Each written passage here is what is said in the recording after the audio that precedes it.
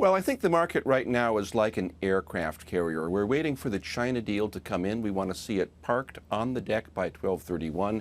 USMCA is out there. It's circling like an airplane ready to land. Impeachment is kind of like a thunderstorm far on the horizon, far out at sea. And look what Ilan just did. She told us everything that's going to happen today. We know exactly what the House is going to do. There's no surprises here. So the big news really is China and getting that done by the end of the year. And what the smart money in Washington is worried about is what happens in the Senate impeachment trial in February. Will they roast Joe Biden for a month before the Iowa caucuses? Will they make 6 Democratic senators running for president sit in an impeachment trial when they should be campaigning to get ready for Iowa, New Hampshire, Nevada, South Carolina, Super Tuesday? The next step in this game is really where the smart people in Washington are focused. We know everything that's going to happen today already, so no one in New York is going to tune in. You guys have done a great job. You've told us what's going to happen. They've had press conferences for weeks now about what they're going to do. No surprise whatsoever. So if there is no surprise on that front, markets are still moving on some of these headlines. Now we had a previous guest in our show say that those movements have become a little bit more subdued because folks have now kind of gotten this idea in their heads that nothing drastic is going to happen.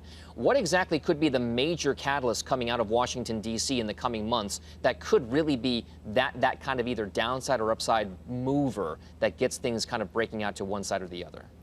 Well, I think at the end of the year in Washington, we've got to get the appropriations bills done for the federal government. And actually, it looks like we're within reach of doing that. We're in reach of getting the government funded. We'll avoid a shutdown. We'll get extenders done. We'll get USMCA done.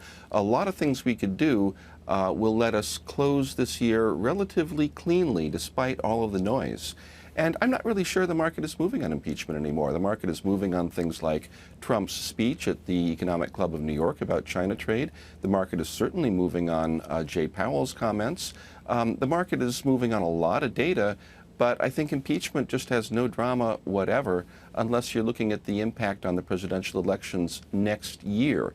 Impeachment won't be resolved until we address it at the ballot box next November.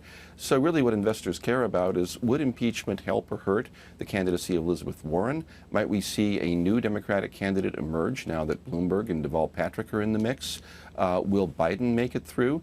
It's really all about the election next year and really not at all about the short term in D.C. All right, just about 30 seconds left here. How important is the wealth tax debate towards markets? I think the wealth tax debate is really, really important because it signals a direction of policy on the whole that is going to be vastly more radical than what we've seen before. The markets worry about the wealth tax. The markets worry about cap gains mark to market. The markets really worry about a lot of the economic policies that we see coming up and whether or not there'll be any checks and balances that market those extreme policies.